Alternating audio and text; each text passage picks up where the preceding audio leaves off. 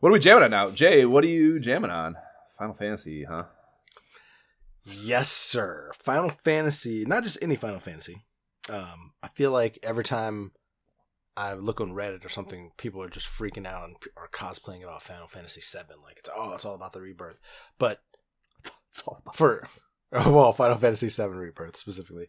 But yeah, people just go nuts over that. But for those of us on Xbox who had previously not had access to MMO RPG Final Fantasy XIV online, that is what I have been playing. It was a PlayStation deal only? It was locked in. I think NPC perhaps, but definitely not available on Xbox until now. So it's been open beta for the last. This must be the catalyst for all the chatter I hear about Sony giving up some. Oh yeah, there's exclusive stuff, huh? Well, yeah, that and several other games now are coming to Xbox, and people are just freaking out about that. But it's like, hey, I work in the industry. Money has to be made. There's only so many people. So, but yeah, this game. I mean, you know me and my love for ESO, Guild Wars. WoW of yesteryear. I love those kind of games. Being able to play with Courtney's is a fun thing, and so. Once we found out, since we're clearly done with those games, that this was coming. Say clearly like you weren't on ESO for 15 years. I mean, that's what I mean. We were so into it that we've done all this stuff. It's like, yeah, I'm completely done. I've had thoughts just for like friends who've are still dabbling in the game to going back there, but this is a fun new adventure. Clearly, Final Fantasy, that world, that series is so popular and huge, and just being able to experience that together. The downside about this beta, because it is open beta until later this month, is that you can't play with anybody. I can't actually party up and play with Courtney yet. So we're just basically going through the tutorials, doing all the quests, getting used to the game. I think I'm level 20 or something now, and so is she. And now seems like Final Fantasy Online without the online component is I mean, Final Fantasy. Yeah, but so actually. The thought of that really bummed me out at first, and I was like, why are we even doing this then? But then, because it said at first that it was going to take until May before the full release came out, so I was like, well, I've gotten used to it. I think I'm done until that happens. But then we found out, I don't know, last week or something, that it's coming later this month, that full crossplay online play is coming. Diving in, and so I'm super excited to be able to do that. Word. Okay. And I blame this podcast for even sucking me in more to that Final Fantasy world. After playing the first one, because I never played any of these games before. I've had friends who play Final Fantasy. Even Courtney has played that. But that's just never really been my series until diving in. I feel like, we spent a good part of a year playing the first one together. Yeah. So how I feel about it. I can't believe how different. The first one feels like, I don't know. I look at all the stuff for newer ones, and I'm just like, it's not the same thing. It's not the same thing. It's not the same thing at all to me. That doesn't, even just look at that image behind you, I'm just like, anime as fuck. I don't know what my thing is with anime. It's just, I look at it, I'm just you just hate it immediately. I'm just like fuck off, man. It's so so visually unappealing to me. I just can't explain it. I don't know. I don't have an explanation for it. Anyhow, maybe if I slowly inch myself into it via each one, when I'm 80 and I get to 7, that's incrementally getting through them for side quests, I will have the built-up affinity that allows me to get past that and enjoy them. I don't know. Yeah, more modern. I think it's missing, some of the latter ones that have some of those characters that people really, latch on to. Cause if you haven't played 7, or I don't know whichever one the Chocobos first started in, what I mean? If you haven't played some of these ones where these timeless characters first kicked off in, the Chocobos are in Final Fantasy Adventure, that game that Jab wants to play from Game Boy so badly. They had and they were cute, and they were fun. They're fun to fuck with for sure. So I'm familiar with the Chocobo, and I still don't want to put new ones. Yeah, I don't know. I don't know what it is. Oh, Josh. Also a thing, too, I really don't... When I have to be a character, instead of being a slate that I build my own character in the world, That is also a huge problem for me. It's like I want to be a clean slate that I bake my own character and he's Todd. You know, But I don't want to. That's what this is. Clearly, this is an MMORPG. So I am Anakin. Okay. Well, the MMO whatever maybe, my last name. But the traditional Final Fantasies, I think, have become where you're like these characters, right? Like you gotta know the lore, and like that's what the distractor is for me. Like I don't want to know the lore. I want to build the lore from scratch, and I think that's part of the problem with Final Fantasies is that it is more reliant on like your certain people and your like Cloud or exactly. I don't even know who that is, but I've heard that word before. I don't want to know who Cloud is. I want to go in and be Todd and have Todd have it all happen to him. So I think that's. Then you would love this game, Josh. You would love this game. Todd can go venturing. No, because I got to interact with other people, and I know that would grind my gears too. Well, like I said, I have not had to interact with a single person yet. That'd be fun. Yeah, I probably would like that. Yeah. But also fun if like you were playing and I were playing, and we're like, "Yo, let's go kill this dungeon together." Sure. Counterpoint. Okay. But outside of that, just playing a lot of Call of Duty Zombies. Now it went from, oh, this is a fun new mode to now we're good at it. Now we're going into the dark ether. We're looking up, how we get the secret things to unlock even, more secret stuff. So that's a blast. That's really has replaced my dungeon rating from ESO days. So love that. But that's pretty much been it, man. A lot of COD, a lot of Final Fantasy. Okay. Simple enough. Just small games. Yeah. Small, relatively unknown games. Oh, actually, I take that back. I have actually been sprinkling in pretty regularly some NBA 2K. I'm back to building up my team. My team is actually good now. I actually got some good cards. Shaq is back to blowing layups. Dude, but at a much, I would say a reduced clip for sure. Like I have Shaq as my starting center. I got LeBron, Steph Curry, Kobe, and Magic Johnson at the point guard, and much less layups missed this time. I had no idea. that I didn't need to respect you. I had no idea. Are you hating on having starting LeBron in my lineup? No. Right now? Are you hating on Shaq? What are you hating on right now? What do you mean, what am I hating on? Soft serve Steph Curry. You play with soft serve Steph Curry? He is literally there. Shockingly, so I got him for. I don't want to actually 3-point. Stop talking about him. I get upset. No, I get listen. upset. No, I see him when he like. I stopped online banking when Chase put him as on the front page of Chase. I don't want to hear about him. I don't want to see his fucking face. I don't want nothing about Steph Curry. I cannot fucking stand his existence. He can fuck off and die in a ditch. Fuck Steph Curry. I don't want to hear about him. I cannot stand that fucking guy. Josh. I cannot fucking stand that guy. Either way, in NBA 2K, he is somehow fast as F, and he will just blow by everyone. So he's a great guy. He's soft serve. He's definitely the least physically imposing NBA player in NBA history. So that's why you call him soft serve. He should be fast. Either way, that lineup is doing quite well. I got Joel Embiid coming off the bench with Anderson Varejao, who is still taking charges and just bodying people. I love it. It's fantastic. He's like a character that you like peak 2005. He's a character that you unlock, or you made that character? No, I definitely didn't make him. I've just so it's like on the newer versions there are cards you have to get, like card packs. I understand that, but the idea that's Anderson Varejao would be available in some sort of like that's wild to me. I mean, I have Magic Johnson. Can you get historical figures? Can you get fucking like that's like I don't know. That's like get Craig Elo. Can you get Craig Elo? Like you might be able to. You might be able to. Like, you can't get like everybody like in NBA history. Anderson Varejao is like would be in my like expected like 97th percentile, and he's rated 91 or third too, percentile. So he's solid. That's insane. I'm not using him for offensive domination, but he's grabbing boards. I'm telling you, he's doing defense, all those things that he really did. He was a cleanup guy. Yeah, he was a cleanup guy. Rodman mold. Okay. Well, that's fun to hear. Gotta love that. That it? That is it, sir. Okay. What about you? Clearly, VR and Punch-Outs. Yeah, that's before I get to that. So I meant like I got off into some whatever we talked about last time, and I forgot. We started, and I was like, oh, something. I found something crazy, and I forgot to talk about it.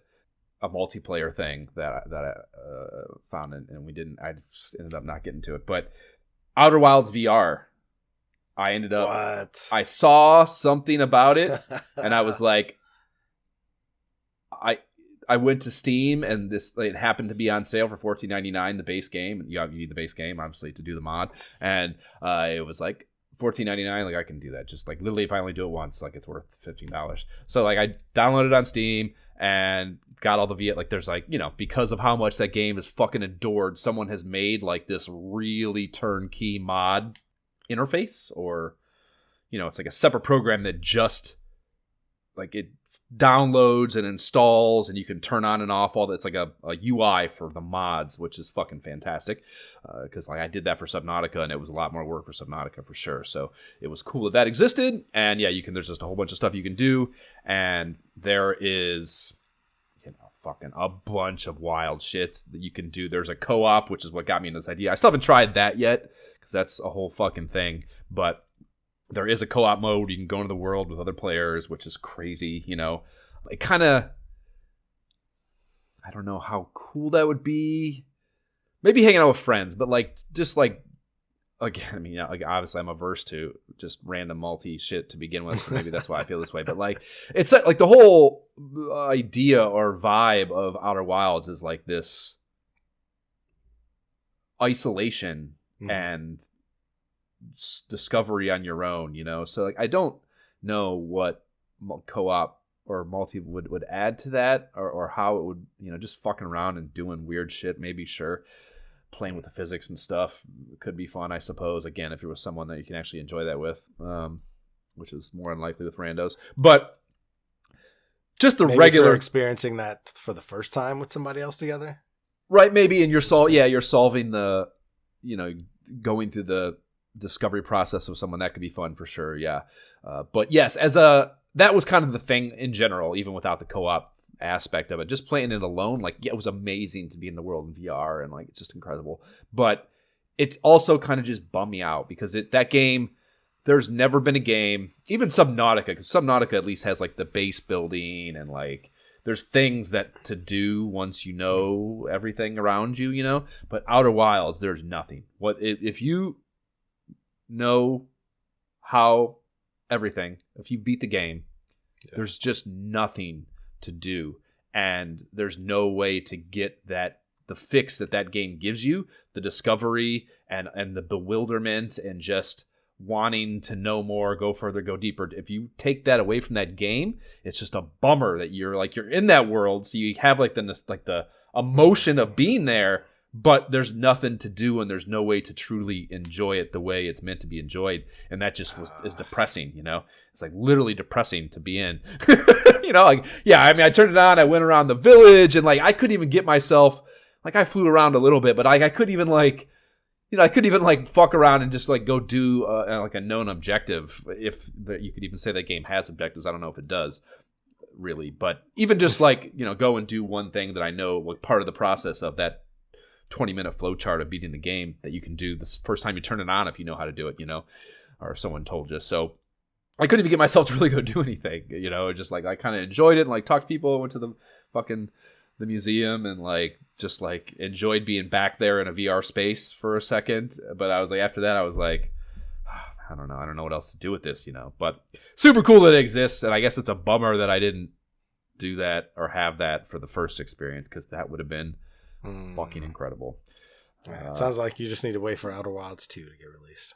Yeah, and hopefully that's happening. I've never heard anything about it, and I just don't, I don't know. There's just no way it'll be as good, because I told you, like, the development process of this was this unique thing that cannot be replicated. It just can't be. It was too slow burn and too incremental and too unknown. Like that, except like the whole basis of the game, it kind of like mirrors in this weird meta way how the game was developed, like this like slow discovery, and like didn't even know it was going to become what it became, and like it's so much about it, it's just unreplicable, I think. in so many ways, which is part of its beauty, I suppose. But yeah, I think Courtney's going to be playing that soon. She's excited. Oh yeah, dude. Yeah. Oh, it's so good. I mean, she just bought it. Yeah. Really? Oh man, yeah, it's so good. Tell her to stick with it. Don't give up, and don't let the ship mechanics turn you off. Like, they're gonna piss you off at first, but they're supposed to be clunky, and you'll understand. Once you get into the story, you'll understand why that is the case, or why it makes narrative sense, and why you should have that friction at first, because you're a new space traveler. You shouldn't be able to do it just fluently to begin with, Right. Anyways, yes, much more, less of a bummer. The other day, I'm sitting, it was early morning, I think it was might have been Wednesday. I'm sitting at my computer and kind of just doing my morning stuff and working, and I'm checking my feeds and dilly-dallying as I always do, instead of just fucking being productive like a moron. And I see some shit, I just see some things trickling in of Mike Tyson's Punch-Out in VR. I saw this emulator, I follow the simulator on Facebook, is probably where he's most active. It's just a solo developer that's doing that emulator. And, that's been around for a long time. I've had the VR iteration of it a long time, and I've done some shit with that and had some fun with it. And I saw recently that he had been working on Mike Tyson's Punch-Out. I had no idea that the plan was full motion control. And I see this Wednesday morning, and I cannot explain how instantaneously I stopped everything that I was doing and just went off on a mission to make this happen in my life. The idea of playing Mike Tyson's Punch-Out in VR with full motion control, doing the stuff, What? So you're not even up? No, Jay. You are dodging. You are ducking. You are holding your fucking hands over your head to block. You are punching high. You are punching low. How do you even deal with it's fucking Jay? Jay. Does your back hurt, Josh? Jay. Dude, my side hurts. I'm thinking about what you dude, my side hurts. I have a fucking... right now, it is sore on my side because I dodged to the left. And, when I make that move sitting in my chair right now, it hurts a little bit over here. Oh, man. Yes. Jay, it's fucking insane. It is... Oh, my God. Oh, my God. Oh, my God. Whatever the fuck you're doing with your life right now, it is not as cool as what this dude is doing and just achieved.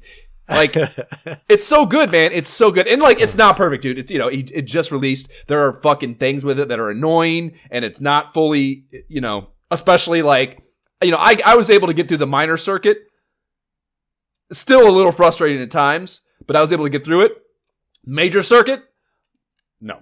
Knocked the fuck out. And part of it, it's not all just the program's fault. It's hard. Yeah. It's fucking hard. So I'm sore. It's hard. I get tired. I'm sweating. I don't sweat my VR thing. I'm sweating at times playing Mike Tyson's Punch-Out, which is fucking mind-blowing to me to say out loud. Just knowing all the bosses that you have to... Knowing the fighters you have to face and oh my God. I'm how do you do that in VR with full motion? You and it's so cool. Weaving and ducking and it's so cool, too, because the way that app works, you can put the camera anywhere, So you get knocked down. I was recording videos of after when I first turned it on, Glass Joe knocked me the fuck out, and I got a video of looking up from the mat at Glass Joe taunting me above and Mario standing next to him. You should be ashamed of yourself. Yeah, very shameful for sure, but cool as fuck that you can look at it that way. Just literally. I mean, that's the thing. Dude, I know I just fucking never shut up about it, but just being able to experience being on the mat at Glass Joe's feet, to have that perspective it's something you didn't know that you wanted or would ever want to be possible. But when you see it, it is just beautiful. It's just beautiful. It's just incredible. VR is just so fucking incredible. But yes, this dude, man, he has taken this solo developer. It's one fucking dude that has built this thing. And he has to go, I've said it before, he has to go in and build a conversion file that kind of ports the ROM that exists already into the app and implement it. And obviously for Mike Tyson's Punch-Out, implementing the motion control component of it is a whole new layer of so I wouldn't even have thought that was possible. So the fact that he had the idea, took the initiative, and did the work is just, oh god, it's incredible. But this dude, man, I'm sitting there playing the game and I'm like, this guy has single-handedly repaired the trauma suffered by all the kids out there that were duped by Mattel into talking their parents into buying them the Schmauer Dove to play Mike Tyson's Punch-Out with. It's like he is fixing 30 years of trauma in an entire what is the fan base of Mike Tyson's Punch-Out? Near infinite. Like, it's I think I shed a fucking tear, dude. I think I might have teared up at one point while I was fucking playing the game. Like, I just couldn't believe that it was happening to me. That I was and like, yeah, dude, yeah. Like, I said, there's some kinks. Like the toughest thing. And I was actually, immediately, I'm like tweeting like oh my god, like fucking everyone needs to see this. Like, oh my god, look at this. Go play this. Stop what you're doing and go, and like. The developer, he's got like 1,000 some Twitter followers. This dude, he starts tweeting back like, if you have feedback, let me know. So I'm like tweeting with the guy like the morning of, like, feedback. Yeah, I wouldn't have like taken the initiative to do that, but he was asking for it immediately. So I'm like, okay, here's what I think is the problem. So like, tell him the little hangups I had. But like, the real tough thing is sometimes when you're intending to dodge, you'll duck, and that might not sound like a problem. But if you play the duck is way slower, and not, not only is the dodge faster, period, but the dodge allows you to come back fast too. You can hit right, which you can do that with your head, and like it'll fucking do the quick comeback. And there are guys later in the game that you have to do that to even like Mike Tyson. Dude, I haven't gotten to it yet, but last night I was like, I just want to see, I just want to be standing in front of Mike for a second and see what happens. And like, I've watched the video. It's like a 45-second video, dude. You gotta look it up. I posted it, of course. I can't stop watching it. And like, I gotta like sit and just watch I don't watch my I don't do that. But like, I can't stop watching this video and I laugh out loud every time. It's so fucking funny. And it's like there's like, you can see like, I'm like, he, because he has that, like, he looks like he's gonna go, but he doesn't. With that opening flurry of fucking of haymakers he does, and like 2 times in a row, like I walk out there and like I like think it's coming, and I move, and I come back and it's boom, and just down, and the fucking the VR. It's like real life. It's like the VR iteration. Like, you thought you had something, dude. Yeah, the VR iteration of Mac. On the ground and like turning pink, and like the way he like, because he made the sprites like, they're still flat sprites, but they like have a little bit of depth to them. So it's like, it looks like a shrinky dink getting knocked to the ground is what it looks like. And and like he goes down and like I get his ass up and he walks out, he fucking runs out there again, and like the exact same thing happens. Like Mike stands there for a second. I'm like, I dodge too early again, and I come back and just same exact thing, just boom, and fucking straight down. And I like try to get up, but I can't get up. And it's fucking Mario walks out and KO. And I feel like we're having this conversation like we were 12, and we're like, yo, I would step in the ring with Mike for $1 million. I was like, this is what would happen. Yeah, right, dude. Yeah, dude. When I posted the video on Twitter, I tagged Jake Paul in it. Yeah, dude, it is. I tell you right now, I laugh out loud. I've watched the video probably 20 times since yesterday, and I laugh out loud every single time because it is just so matter of fact. So yeah, like, I don't see how you could ever beat Mike Tyson in this thing. I'm sure everyone's good. Whatever, you played enough, you get good at it. But like, yeah, so like the ducking thing is a problem, and like, punching high too, because like it's just air, so like, and honestly I don't even know if it's the program. I might just be getting lazy and not, because like to punch up you really gotta like punch up and not kind of ceiling, and like,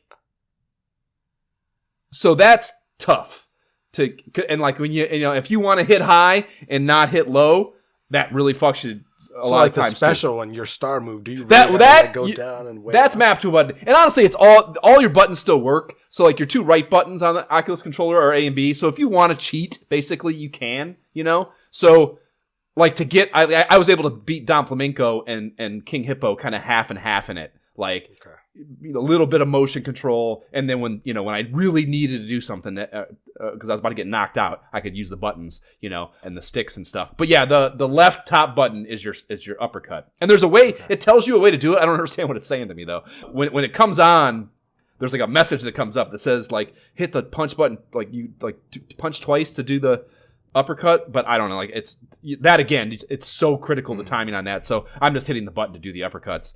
So that's an option too, But yeah, I was able to beat the first 3 guys with just motion controls, and it's so fun. So fun. So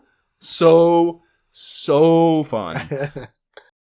Oh my God. And it's just great, dude, because you're in there and like, they're doing the fucking dance, the music's going, the fucking Don Flamenco's walking his ass out in front of you talking shit. It's so good, dude. It is like the idea of being in that game like that is just, that's on a fucking another level, dude. It's such a good job. And like I said, just came out.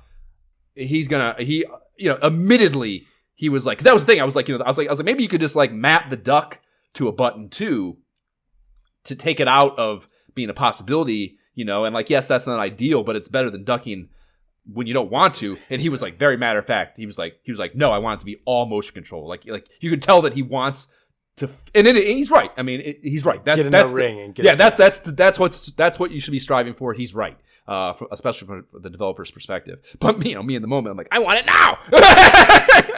Yeah, but dude, just oh my God, and it's not hard. The emulator, I think, is $15 with the VR. I think it might be $10 without VR, and then the VR version's $15. So beyond worth it. It's on Steam. You just got to get the Steam VR client, which is free on Oculus, and other than that, just go get the ROM, and fucking it's fucking incredible, dude. I cannot. So tired. Like I said, sore. I'm sore from playing fucking my Distance Punch Out. Crazy. So that, hands down, the most fun thing that happened to me this week. I had no idea it was coming, and my life is better because of it. So that, and then of course playing Asgard's Wrath 2. I got the 4th character in that, and he's undead, which is cool. Nice. He's like a zombie type dude, and like you can like pull your head off and throw it at things to possess them. And that's yeah, it's fucking wild. It's like a very, I think I said it for the first 3 characters, but it's wild how they were able to. Yeah, I did. I feel I can feel myself repeating myself. The muscle memory is there of saying this, but like the way they were able to create a completely different attack mechanic set for 4 different characters is crazy. Such a good job to come up with weapons and like just a complete, for it to feel different. Yeah. And not just look different was so good. Good job. I'll admit, I think I might be in the final saga now. Like his world is like this land of the dead place, and it's crazy. It looks like Miami Vice, dude. Like it's moonlit, of course, but then all the fauna and stuff is like this like neon Miami Vice, aqua and pink color palette, so it's a really wild looking place, very different. The rest of it is all kind of rooted in real world looking things, so it's a nice change of pace visually too. I did the Walkabout mini golf Meow Wolf putter hunt, and dude, it's the toughest one yet for sure. I mean, it's all like there's no words. I don't know if you remember the other ones, but there'd be like clues, like telling you, like no, it's all sketches and no written direction at all, and like it's all sketches that look like it's just trees of some kind. It was hard as fuck, dude. It took me a long time. I think I looked up maybe 1 or 2 of them because I was just like, I spent like 20-30 minutes in some cases on just the one clue, and I'm like, I just don't. I've looked at everything. I have no idea, So they definitely dialed up the difficulty on that. And then one other random thing. So when we got out a couple days after we finished recording that last mag app, for one reason or another, I decided it came to mind to check in on the coin game. another, like, I think this dude might be my favorite developer other than this 3D Sen guy now. And he's just relentless about making this game bigger and better every goddamn day. So he's constantly releasing stuff. And yeah, that for some reason that popped into my head. I don't know if I saw something somewhere or what that brought it to mind. But sure enough, I mean, I hadn't played it since like last July. I was looking at the date. So I can't believe it's been that long since I played it. But I fired up and he dropped 2 things around Christmas that are pretty fucking interesting. He built a water park on the east side of town. So it's like, it's got all the things, dude. It's got like a wave pool. It's got a lazy river. It's got a couple of water slides that you do, all the things, and like, it's, it's again, there's nothing to do there that like advances the game really, that at least that I could glean. There's a few things you can buy there, but like nothing that you need or whatever, so it's literally just something to do in town. And I told you, like, it's wild how much of that's in that game. And there's a bunch of like little fun haha moments that, like, if you've been to water parks, which most kids have, you'll definitely pick up on while you're walking around it. It's just so fucking fun and cool. And the other thing was, I found that mall a while back, and I might recall me mentioning that there was a movie theater that wasn't open yet on the one side, and he finished the movie theater. So now you can go in to a fucking movie theater, and there's a counter, a bunch of shit you can buy. You got to buy a ticket. You got to go into the theater. There's a bunch of people in the theater, and when you sit down, you can watch a fucking movie. And like, there's no movie there yet. It's got like some promo, like commercials for town things, like the town gas station and shit. So there's like some stuff there to watch, but he doesn't have a movie in it yet. And I watched this. I was like, like it would be a cool thing to just put like fun, like kind of in the vein of quirky short films in there. So I emailed the guy. I actually emailed him and I was like, hey man, I got a weird ass fucking movie about wizards. This fucking short 7-minute comedy I did. I was like, you can use it for free if you want, So if he hasn't gotten back to me yet, but I offered to give him a movie for it, so that would be cool. And something, it would be a cool thing for him to do in general. Not just my movie, but whoever's. But cool, again, like little quirky things. 2 wizards, 1 staff. You ever seen that? Have I ever sent you that? No. I've seen the video posted. I don't think I watched the whole thing though. Okay, yeah. You should. It's 7 minutes. It's pretty fun. Won a bunch of awards and shit. It's comedy, so it's fun. But yeah, it's basically a young black wizard apprentice is out walking his dog, which Miyagi played the dog, and he bumps into a Ku Klux Klan Grand Wizard also walking his dog, and they have a little moment, and like the young wizard doesn't like that. It's I think people liked it because he is so earnest in his. It's no clue. He has no clue what the fuck the Ku Klux Klan is. He has no idea. No clue. And like the other guy is like, trying to get out of the conversation stat. So it's like, it's a beautiful moment, I think, of just like genuine, because like the young wizard is like, he's like, the opening moment is he fails at casting the spell that he's been trying to learn. He's trying to make this aluminum can disappear off the ground, and he's trying to do the spell, and it doesn't happen, and the dogs look at the can and back up at him and shit. It's great. Miyagi did an Oscar-winning performance there. But nice. So he like fails at the spell, so he's like this struggling with can't get his shit right? So he meets this guy. And he's like, holy shit, a fucking wizard. Like, the guy's in a wizard fucking outfit, too. Like, holy shit. Like, in LA, it's hard to find meet people of like mine. Like, holy shit, dude. Like, what's your deal? Like, and the guy's like, I'm a grand wizard in a wizard organization, and he's like, oh my God! Like, show me a spell. Like, help me. And he's like earnestly trying to get this fucking guy to help him, And, of course, like, that's not the gist. It all came out. The idea came from, I fucking was listening to one of my favorite history podcasts, Time Suck. I think I've talked about it before. And he's a comedian, but he does well-researched history shows too. And he did one on the Ku Klux Klan, and they did a whole bit about like the hierarchy and like how, basically the different titles and stuff. And like he had this moment where he's just like, what kind of psychopath calls themselves a Grand Wizard if you can't cast some spells or something? Like, if you don't have any, if you don't have anything that like all the like the fiber of being a wizard, like how insane do you magic? Yeah, exactly. How insane do you got to be to call yourself that if you don't have anything thing, like whatever, you know. And like I just couldn't get that out of my head, and I literally came home. We were in San Diego on the trip when I heard that episode. I literally came home, wrote that, and shot it within a couple of months. I couldn't stop thinking about it. I was like, so the whole point is just like the absurdity of calling yourself a wizard, basically. That's kind great. of what it points out. But anyways, it's kind of like I said, it's quirky and weird, and fucking would have been perfect for that world, you know. So we'll see if that happens or not. But and yeah, the theater's super well done. Like it's movie. It's all fucking great. It's just so good. So good. The show, link to the fucking that short's in the show notes too if you want to listen to it. Listeners, or watch it rather, listeners. And lastly, but certainly not leastly, Jay, I turned on my Xbox. Gasp. Yes.